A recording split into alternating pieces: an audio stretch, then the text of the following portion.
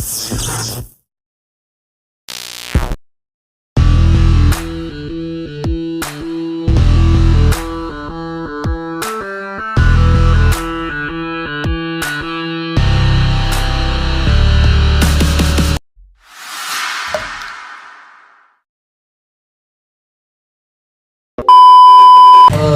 kasih moderator atas waktu yang diberikan kepada saya, dan selamat datang juga buat teman-teman dari kepolisian yang sudah meluangkan waktu datang di sini bersama kita untuk membahas satu isu penting yang hari ini sedang kita hadapi. Jadi menurut saya yang paling penting untuk kita lembagakan atau bila perlu kita bumikan menjelang pemilu ini adalah bagaimana kita mengupayakan tradisi berpikir kontemplatif. Kita bersyukur di era saat ini kita sudah bebas memilih calon pemimpin kita secara langsung, dan kita bayangkan bagaimana dulu kita sebagai masyarakat kecil yang notabene dalam sistem demokrasi sebagai pemilik sah dari kedaulatan negara itu hanya menjadi penonton terbaik, ya. Betapa rakyat tidak pernah diposisikan sebagai unsur yang vital dalam proses politik. Maka dalam konteks hari ini harusnya kita betul-betul memanfaatkan momentum pemilihan secara langsung ini sebagai bentuk manifestasi kita bagaimana berkontribusi, ya, atas perubahan bangsa. Nah, ujung dari cara berpikir kontemplatif ini bagaimana kemudian kita melembagakan dua hal dalam proses politik. Yang pertama, apa yang disebut dengan elektoral integratif, dan kemudian kita menghindari yang namanya elektoral malpraktik. Nah, elektoral integratif, bagaimana kemudian seluruh aktor yang berada pada proses politik berusaha menegakkan yang namanya asas pemilu, ya. Kemudian malpraktik, elektoral malpraktik, bagaimana semua aktor kemudian menghindari yang namanya pelanggaran asas pemilu. Nah, kalau kita mau tegakkan dua hal ini, saya kira apa yang kita saksikan saat ini mulai dari proses sampai kemudian pelaksanaan rasa-rasanya masih jauh dari harapan. Yang paling mengkhawatirkan kita adalah proses rekrutmen penyelenggara, ya. Cara kita melegitimasi atau memilih mereka-mereka yang menjadi penyelenggara itu sudah jauh dari harapan kita. Ritual proses rekrutmennya sudah, mungkin kita berharap pada saat mereka diberi tanggung jawab untuk menjadi penyelenggara, mereka tidak akan berbuat maksimal. Nah, ini kekhawatiran kita, ya. Kemudian yang kita harapkan juga, kalau kita mau setuju bahwa electoral integrity tadi menjadi kunci atas keberhasilan pelaksanaan proses politik kita, maka semua aktor harus berpikir bagaimana pendidikan politik itu betul-betul kita jalankan secara konsisten. Saya sepakat, bukan persoalan personal yang harus kita jadikan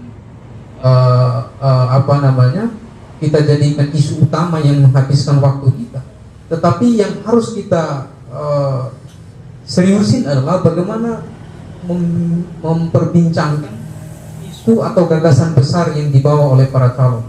Supaya apa? Supaya pemilih kita itu tidak lagi memilih atau salah memilih, ya. Kemudian yang harus kita wanti-wanti juga adalah lembaga yang menyodorkan calon, dalam hal ini partai politik. Saya kalau kita bicara electoral integrity, yang paling berkontribusi melakukan electoral malpraktik tadi adalah partai. Hingga kita masyarakat itu diperhadapkan dengan sosok yang maaf dalam tanda petik tidak layak untuk kita pilih. Karena syaratnya tadi bukan kemudian mereka mendapatkan P1 KWK itu syaratnya misalnya integritasnya baik, ya kan? Kemudian sumber daya manusianya bagus, ya kan? Tapi yang menjadi syarat utama orang untuk mendapatkan B1 KWK adalah ketika dia bawa uang sebanyak mungkin untuk dia sodorkan ke partai politik. Nah, inilah salah satu bentuk kita hari ini telah melambagakan apa yang disebut dengan electoral malpraktik tadi, ya kan? Belum lagi kita bicara bagaimana orang menyalahgunakan media sosial, ya. Itu karena ya kurangnya pemahaman kita untuk melembagakan cara berpikir kontemplatif, ya. Ya mungkin untuk Oke, terima kasih atas masukannya. Iya, silakan. Terima kasih Bang Darmin. Salam. Menyoal soal hate speech dan hoax itu memang tidak terlepas dari istilah yang saat ini digunakan oleh masyarakat maupun netizen, no viral, no justice. Ya, kebanyakan memang yang menjadi sasaran undang-undang ITE itu adalah mereka-mereka yang melakukan ujaran kebencian atau hoax di media sosial. Tetapi pada kenyataannya selalu yang menjadi korban itu adalah masyarakat yang dengan cepat mengkonsumsi hoax atau berita bohong itu tanpa menganalisa, tanpa menguji dulu kebenarannya, tetapi langsung membagikan postingan-postingan yang mengandung ujaran kebencian atau hoax itu ke media sosial. Algoritma media sosial itu cepat sekali berkembang di masyarakat sampai kadang-kadang kasus ujaran kebencian itu selalu salah sasaran. Salah sasarannya di mana? Salah sasaran itu adalah ketika pihak yang seharusnya hanya membagikan postingan itu, tapi kemudian hanya postingannya saja yang viral, yang menjadi sumber hoax dan kebencian itu hanya menjadi penonton saja, artinya tidak disasar. Kebanyakan yang menjadi korban itu adalah mereka-mereka yang memang gampang dimasuki ujaran kebencian atau hoax tadi. Nah, saya ingin bertanya kepada kedua narasumber, terkhusus pihak kepolisian dalam hal ini diwakili oleh Kasat Binmas Polres Bau-Bau. Kira-kira seperti apa sebenarnya penanggulangan hate speech atau hoax itu di media sosial terkait dengan ujaran-ujaran postingan-postingan ujaran kebencian yang hanya dibagikan tetapi dia jadi sasaran, tetapi tidak disasar sumbernya. Itu banyak sekali kasus yang seperti itu. Banyak sekali kasus yang seperti itu. Salah satunya dulu pernah terjadi di kasusnya tadi disebut Ahok ya tadi. Ya, itu bahkan yang dilapor ini ada yang mengatakan itu fakta, tetapi karena viral terus dia dilapor, terus dia dipidana. Artinya ini beliau bukan pembuat fitnah itu ya? Iya, ada salah satu yang dilaporkan itu menjadi hanya membagikan, tapi kemudian postingan yang dia bagikan dia viral. Hanya jadi orang-orang itu menyoroti akun media sosialnya si pembagi tadi. Seperti itu. Terima kasih. Oke, terima kasih. Lanjut dari Pak Astar. Oh ya, silakan Bang Alfian. Jadi apa ini yang mau disikapi? Ya, terkait dengan mal elektoral tadi ya. Nah, ini ada banyak penyimpangan meskipun secara pidana memang tidak dilaporkan, tetapi ada wacana-wacana secara politik yang dimana orang-orang yang menjadi kandidat ini seakan-akan kandidat karbitan gitu. belum layak menjadi kandidat, tetapi hanya karena banyak uangnya, ya mereka mencalonkan diri. Dan itu selalu menjadi sasaran empuk untuk dijadikan entah itu ujaran kebencian atau hoax seperti itu. Kira-kira seperti apa pandangan Abang? Iya, kalau saya memang kalau persoalan pilkada atau kandidat, problem kita di sistem. Problem kita memang di sistem.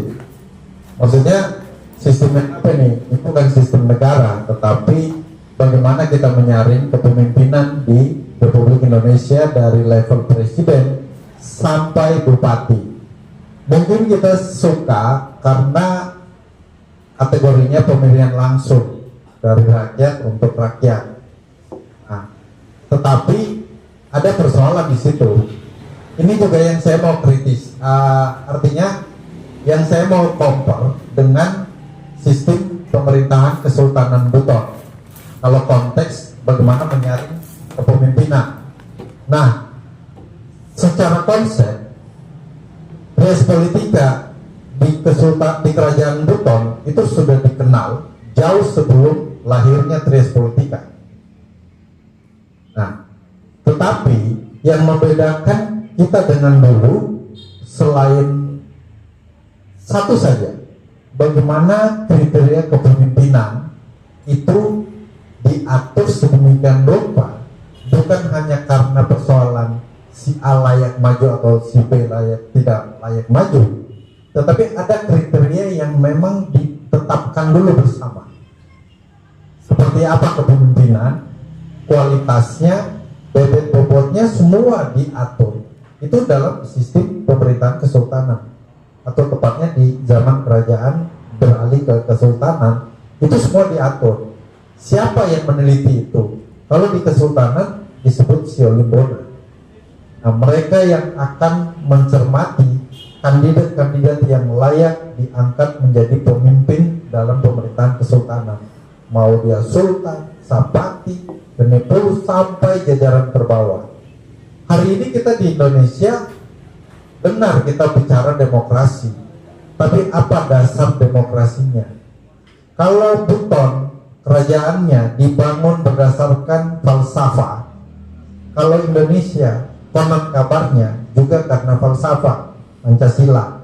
Tapi perbedaan kita dengan sekarang, kalau falsafah di Buton itu dipegang untuk menjadi dasar bagaimana mengelola pemerintahan, ada 4 poin yang kita kenal dengan Sarapat Amuna itu.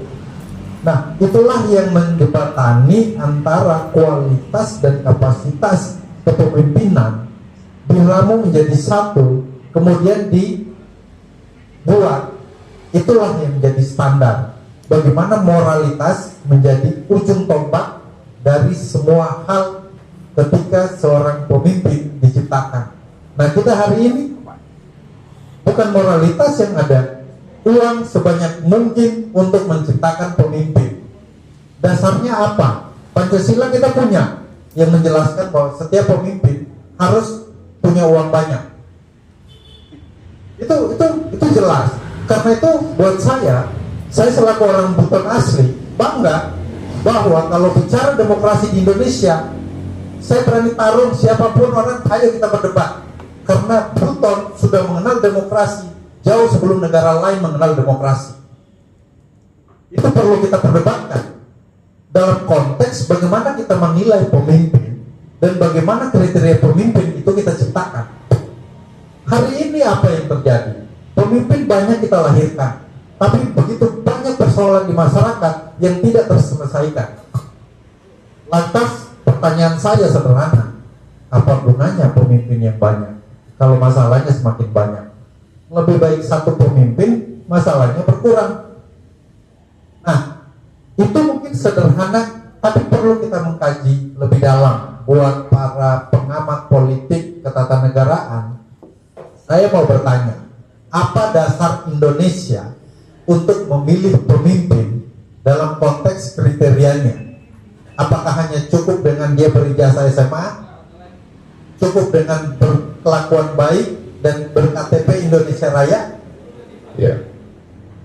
Lantas di mana moralitas sebagai tanggung jawab pemimpin dalam konteks negara, wilayah, dan masyarakatnya? Siapa yang mau mengayomi masyarakat kalau bukan pemimpinnya? Hari ini kita terbalik, pemimpin minta diayomi oleh masyarakat melalui apa? Masyarakat harus melayani pemimpin. Nah, bukannya kebalik.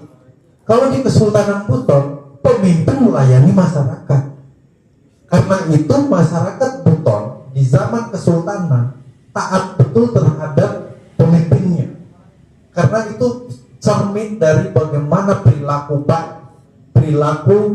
pemimpin yang selalu mengutamakan kepentingan masyarakatnya ketimbang pribadinya. Kita punya contoh dalam pemerintahan Kesultanan Buton, kita pernah menurunkan namanya sultan. Berapa sultan kita turunkan karena melanggar aturan? Saya mau bertanya, di Indonesia adakah contoh presiden yang kita turunkan? Soeharto. Tapi menurut saya belum masuk kategori kita turunkan. Beda sekali dengan sultan di Kesultanan Buton, kita turunkan dalam hitungan detik. Bahkan bukan hitungan tahun dia menjabat, ketika dia melakukan kesalahan langsung diturunkan. Ada sultan yang digogoli. Nah, artinya bagaimana hukum di atas segalanya. Tetapi lebih dari itu, kriteria kenapa sultan diturunkan ternyata berat karena moralitasnya. Padahal kalau dilihat dari perbuatannya di zaman Kesultanan itu tidak seberapa, tapi karena dasar penilaiannya moral turun dengan sendirinya. Nah, hari ini saya ingin menggugah itu. Perlukah kita berdebat tentang demokrasi yang ada di Indonesia hari ini ketika di daerah kita punya contoh bagaimana berdemokrasi yang sampai hari ini kita mengakui itu. Terlepas kurang atau lebihnya, hari ini ada contoh pemimpin dihukum, ada contoh masyarakat dihukum, ada contoh pemimpin diapresiasi, ada contoh masyarakat diapresiasi. Lantas kalau Indonesia hari ini seperti apa? Itu mungkin yang ingin saya sampaikan berkaitan dengan pertanyaan tadi. Lantas setelah dikatakan seperti itu bahwa di dalam undang-undang kita syarat untuk menjadi kepala daerah itu adalah syarat administratif, tetapi yang disoroti adalah moralitasnya. Apakah di dalam undang-undang itu harus dicantumkan juga syarat moralitas juga supaya menjadi referensi bagi masyarakat? Apakah katakanlah dia harus duduk, dia harus mempunyai rekam jejak yang bagus dan lain sebagainya? Itu ya syarat moralitas yang harus dicantumkan di dalam undang-undang agar menjadi referensi bagi masyarakat untuk memilih kandidat itu. Bukan hanya syarat administratif. Ya, silakan. Saya pikir kalau itu kita sudah punya aturan yang bagus, tapi saya mau melihat dari pola perekrutan kepemimpinan di Indonesia hari ini. Kan semua jatuhnya ke partai. Nah, pertanyaannya seberapa mampukah partai menerjemahkan standar kepemimpinan yang dibutuhkan oleh bangsa ini di semua level? Jangan-jangan standar itulah yang tidak pernah dipikirkan justru dari sumber perekrutannya. Hari ini kalau kita mengatakan bahwa partai itu penting, iya. Tapi buat saya, apakah partai sudah benar-benar mewakili kepentingan masyarakat? Itu tanda tanya besar. Nah, hari ini menurut saya belum. Apa bentuknya? Toh adanya uang mahar untuk mendapatkan pintu, itu kan bersumber juga dari partai politik, bukan dari di luar itu, lingkaran itu. Jadi sekarang siapa yang kita mau perdebatkan ini? Bahwa kriteria itu memang partai politik yang melakukan itu. Lantas partai mengatakan bahwa enggak, kita juga kalau ada pemimpin, calon pemimpin yang luar biasa, kita tanpa uang. Nah, ini kan menjadi pilihan ganda. Di satu sisi oke, di sisi lain tetap juga melakukan hal-hal yang sebenarnya justru kontraproduktif. Kalau kita mau menuntut undang-undang dasar, saya pikir undang-undang dasar sudah bagus. Hari ini hanya tinggal persoalan bagaimana pola perekrutan sehingga pemimpin kita temukan dengan sangat mewakili kepentingan masyarakat. Itu satu. Kedua, hari ini lembaga yang dipercaya untuk merekrut kepemimpinan juga tidak menekan calon pemimpin untuk lebih menjual gagasannya. Ada bukti mereka didorong untuk lebih menjual gagasan untuk mendapatkan hasil. Tidak ada. Ketika ditetapkan jadi pemimpin, sebisa mungkin uangnya dulu. Dan itu artinya tidak bisa kita hindari money politik hari ini. Memang akarnya kalau tidak dicabut ya tumbuh terus. Bukan salah masyarakat, tapi juga kita mau salahkan siapa? Di antara semua ini kan stakeholder Indonesia, tapi bukan pemegang kekuasaan yang punya kemampuan untuk merubah apa yang kita rasa kurang. Itu Ya. Selanjutnya Pak Aslam, tadi ada pertanyaan terkait dengan ada yang menjadi korban dalam media sosial. Ya, seharusnya sebenarnya dia hanya men-share saja, bukan dia yang memproduksi itu. Untuk memastikan bagaimana cara mendeteksi siapa yang melakukan produksi hoax itu atau berita hoax itu pada sumber yang utamanya gitu, bukan orang yang men-share itu gitu. Ya, bisa tidak dijelaskan? Terima kasih. Pertanyaan tadi sebenarnya berbicara undang-undang ITE, meskipun dia bukan sumber, men-share itu saya sudah kena delik juga sebenarnya kalau berbicara delik ya. Namun demikian saya kasih contoh kasus. Mungkin sempat dengar kemarin viral ada korban perempuan yang berlumuran darah, yang kemudian di media sosial itu infonya dipegang di Kilo 5 sana, apa? Simpang 5 ya? Simpang 5 ya. Nah, ternyata kemudian dari tim reskrim setelah menelusuri memanggil korban yang ada seperti itu, dia dipukul oleh temannya sendiri, oleh teman pacarnya ketika itu. Nah, inilah yang memang namun demikian di masyarakat sudah langsung percaya, meskipun kita berupaya mengkanter, memviralkan meme-meme yang bahwa berita ini hoax, tetapi tidak segampang itu, tidak semudah itu. Sudah terlanjur viral di pasar, di mana-mana sudah itu yang dibicarakan. Untuk kita mengkanter itu butuh waktu yang lama, Pak. Nah, jadi inilah yang menjadi memang permasalahannya. Jadi betul-betul ini masalah literasi digital yang disampaikan Pak Alfian tadi betul-betul sangat penting. Jadi yang kasus yang tadi itu ditangkap orangnya atau dibiarkan saja, Pak? Ya, langsung dipanggil di Polres. Oh, dipanggil. Karena meresahkan, Pak. Hal ini kan meresahkan. Sehingga orang mau ke Simpang 5 sana sudah takut, khawatir apa hal hoax. Iya, oke. Ini karena waktu kita durasi yang sangat membatasi, Pak. Saya memberikan kesempatan kepada Bapak untuk mengajak kepada masyarakat dalam hal memberantas atau menghindari adanya hoax dan ujaran kebencian. Saya persilakan kepada Bapak untuk mengajak kepada masyarakat. Silakan. Terima kasih. Jadi baik, kami dari kepolisian, ini saya selaku Kasat Bimas, sangat menghimbau, mengharapkan kepada kita semua warga masyarakat Kota Bogau untuk kemudian menjelang pilkada ini, yang mana saat ini sudah tahapan kampanye. Nanti tanggal 19 selesai ini ada debat kandidat gubernur. Betul-betul sama-sama kita memelihara keamanan dan ketertiban masyarakat. Jangan mudah terprovokasi oleh isu-isu yang belum jelas terverifikasi kebenarannya. Bijak dalam bermedsos sehingga kemudian di wilayah kita ini sampai seterusnya aman dan kondusif.